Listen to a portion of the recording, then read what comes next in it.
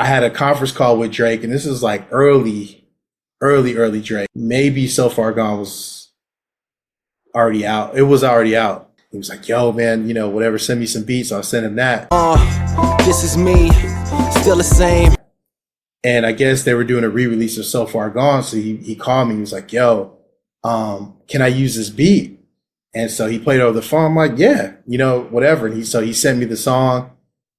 And then he was like, yo, I want to put Marsha Ambrosius on it. So Marsha was supposed to be on it originally. And singing the hook. Singing the hook. She was supposed to sing the hook.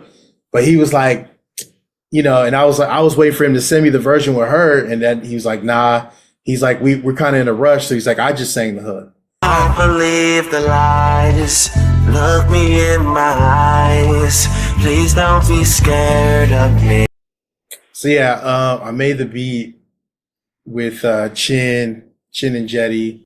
Chin is on guitar. Danny's on the keys. The sample, start chopping it up. Did the drums first. I always start with the drums.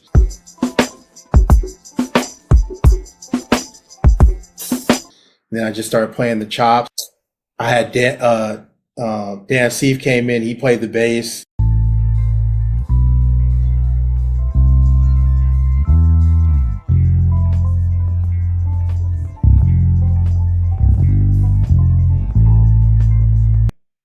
I played the horn part.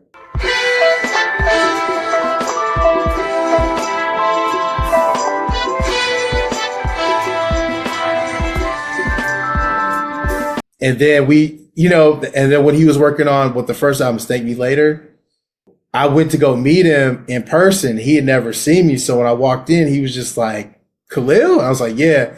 And so he just was, you know, I'm just really unassuming. I don't look the part. So it was like funny at first. And then he was like, do you have any beats? And I played him beats and he was picking stuff. And then, oh my God, man. He's working on Thank Me Later, and then like I lost my drive. My drive crashed. Oh, damn.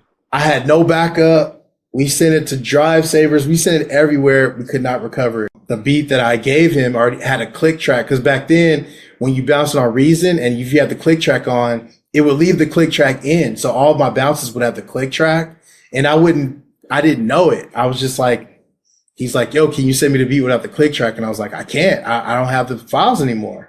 I can't even send you the stems. So I lost that placement. I would have been on that first album, because, you know, we still kept in touch. But the next time when he was working on Take Care, my dad was in the hospital, and I just stopped doing music at that point. I wasn't doing any music for like 6 months or plus. It was just too much on my family and stuff. So another thing I find interesting about this song, kind of talks about the hardships of fame and sometimes feeling alone.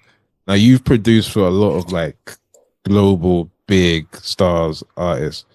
I'm kind of curious, have you ever witnessed firsthand what these artists have had to go through as a result of this fame that they have amassed? Now, I saw it with Eminem. I worked on the Southpaw soundtrack, and I actually went to Detroit to work with them. And, you know, he's just, that dude can't go anywhere. You know what I mean? But it's funny because we were working on the mix for the song Kings Never Die.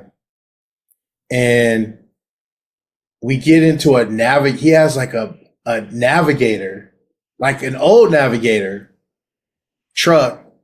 And that's what he listens to his mixes in. But the windows are tinted. So we're driving around like his studio neighborhood. People are around. They can't see us. You know what I mean? But it's like, he's in this unassuming Navigator truck, and we're listening to mixes on this like beat up stereo system. But that's how he judges all his mixes. It was the craziest thing. But people are prisoner of their own fame. You know what I mean? And even when I'm around Dre, you know, it's kind of crazy just to be around him, because you kind of forget how big he is. You know what I'm saying? And you forget, like, oh damn, like you can't get anybody on the phone. You're Dr. Dre. Like you can literally do whatever you want. But he's so cool that you just forget. You know what I'm saying?